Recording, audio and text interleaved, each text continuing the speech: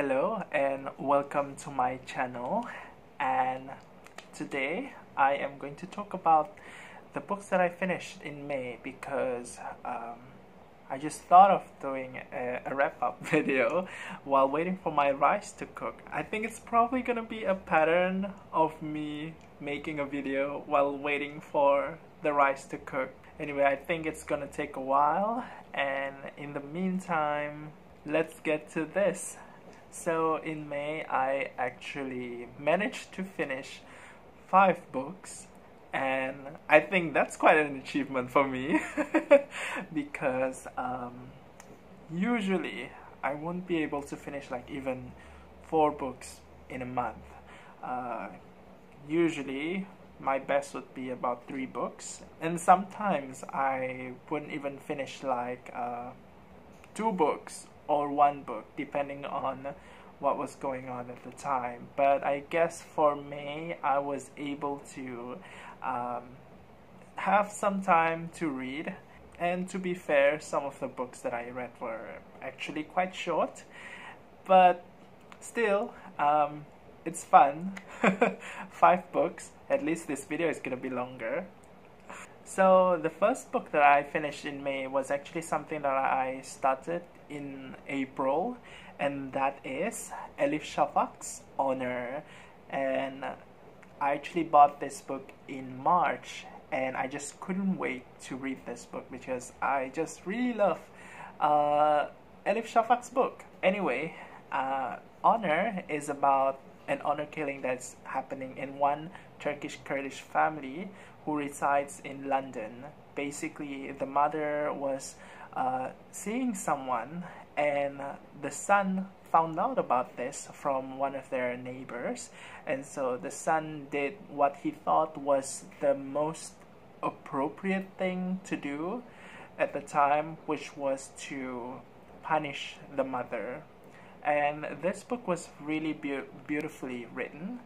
It explored a lot of internal conflicts, especially when it comes to cultural differences and how it relates to the personalities of different characters in this book. It also explores a lot of things about gender roles and gender treatment, and I thought that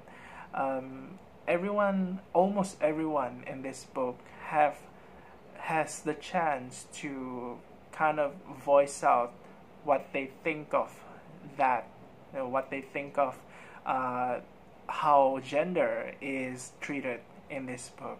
Not everyone is going to be equally sympathetic in this book, but at least it gives the chance to almost all of the characters some sort of opportunity to kind of show their own point of view, which you may or may not agree with. So after Honor, I actually moved on to the second book that I planned for reading in April, but I actually did not. So I read it in May instead, and that is Chitra, Banerjee Divakaruni's The Mistress of Spices. And I thought that this book had some really promising premise. Basically, the main character is a witch who is bound to certain rules, and basically that rule states that in order to retain the power, she cannot engage in some sort of relationship or attachment to people in her life, and so she has to remain in solitary, kind of a lifestyle without any attachment. And of course, it's gonna be a challenge when this character, whose name is Tilo, it's gonna be a challenge when Tilo finds a guy who is really hot and she's really turned on and she can't control herself.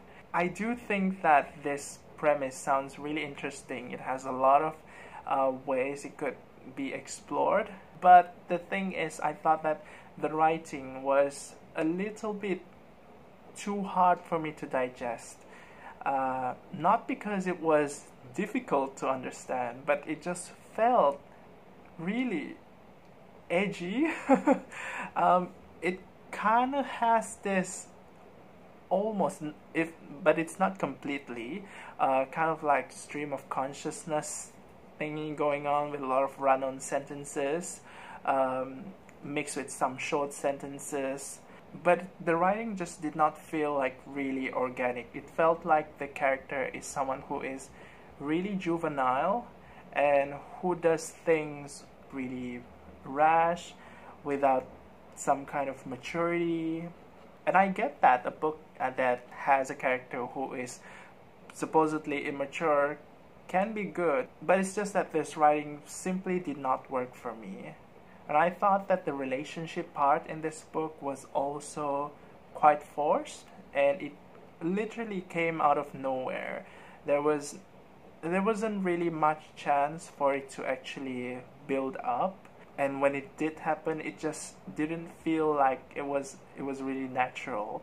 Like it felt forced, and it felt awkward. Because of that, I actually ended up DNF this book. I did not finish it. It was kind of disappointing, but I just had to drop it. So after that disappointment, I moved on to the next book, which was Thirst for Love by Yukio Mishima. And this was the book that I used for the 2020 Asian Readathon.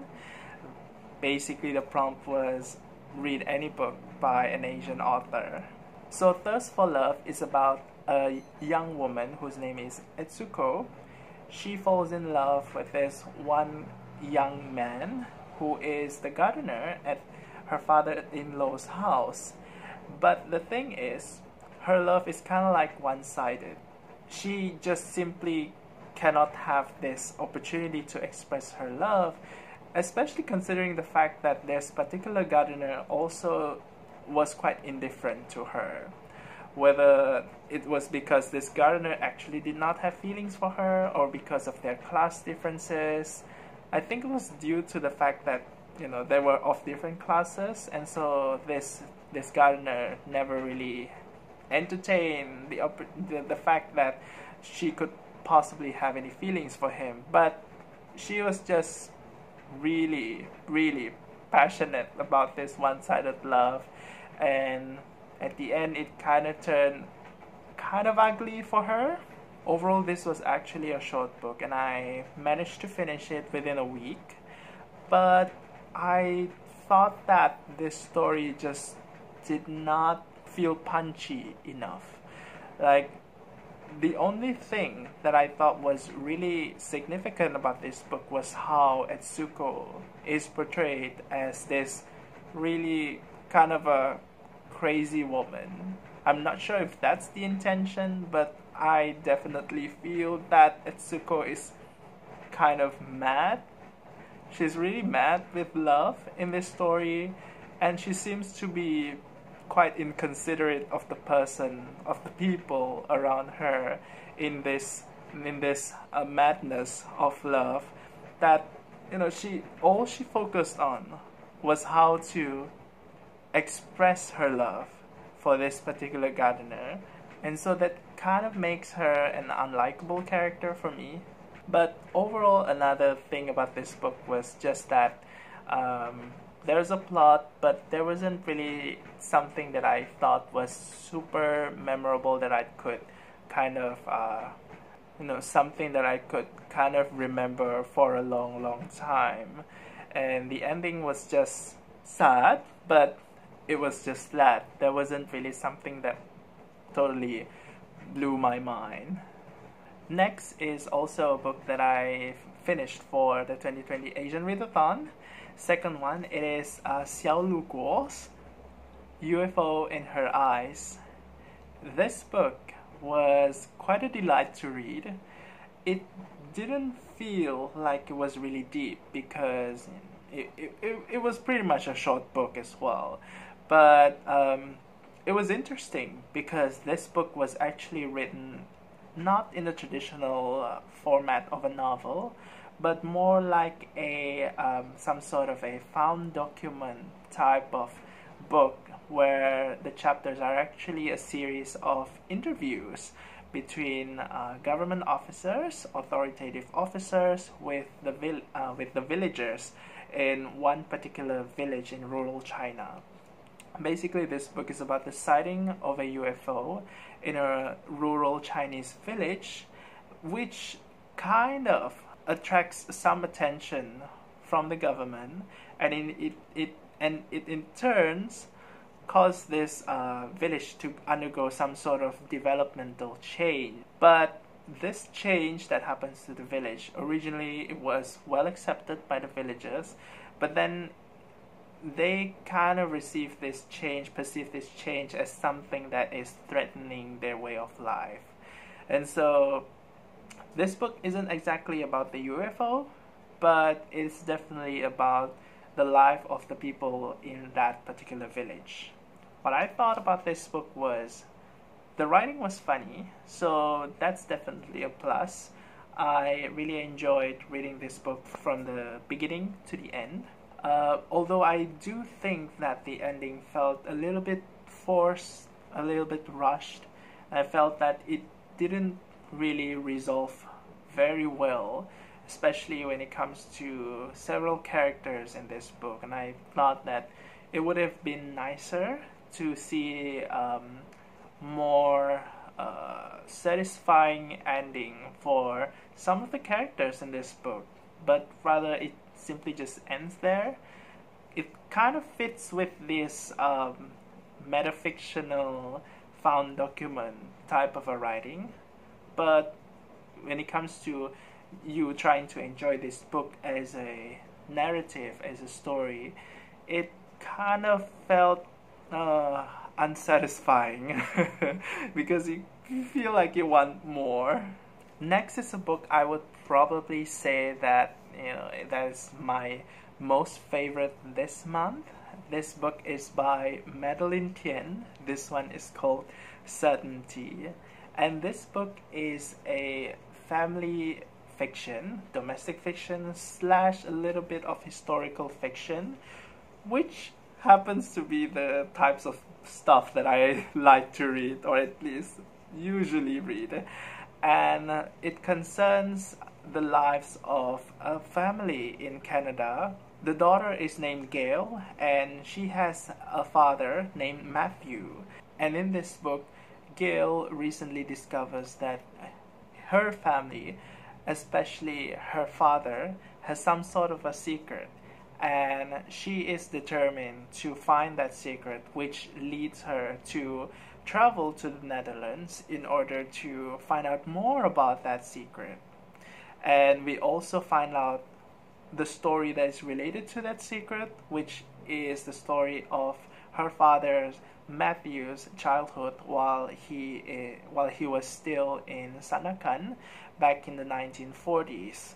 And it was there that we also explore what was the experience that Matthew had when he was a child, and as he grew up, what happened that kind of shaped him into who he was and kind of drove him to decide to move to Canada. For me, this book was just beautiful, and it explored the concept of loss and how people deal with loss in a really nice way, and at the same time it kind of makes you feel sad also. And overall, the mood for this book is quite bittersweet. The ending is actually quite uplifting, I would say, because it still has that undertone of loss and grief, but at least it shows it in such a way that these things still exist in our lives, but hey, you cannot do much about it, but you just gotta face it or deal with it as best as you can. And yeah, when I finished this book, I actually felt kind of happy and sad at the same time, but most of the time I felt happy. And last but not least is a book that I actually do not have a physical copy of, because it was actually something that I read when I visited my friend at his home. And my friend actually just had an accident, and I visited him he seems to be doing much okay now, which is great, and I hope he's going to be much better in the future. I kind of stayed for a couple of days in his place, and it was there that he gave me a book to read, and the book was called I Know It When I See It, and it's by author John Guaspari. And this one is actually kind of a departure from what I usually read. It's definitely not literary fiction. This book was actually more like a industry related book, but it is framed as some sort of a modern fable. If you work in manufacturing industry, then you'll probably be familiar with the concept of quality. And for those of you who are not familiar, quality is just it's very straightforward. It's just how you could strive on to make the best quality products in a manufacturing line. So this book actually used a fable kind of a style, a fable narrative, in order to portray how we can achieve quality in our products when we are at the manufacturing or production industry. And I thought that the fable narrative was quite nice. It felt kind of sweet because it really made the whole narrative felt like a fable, like something abstract.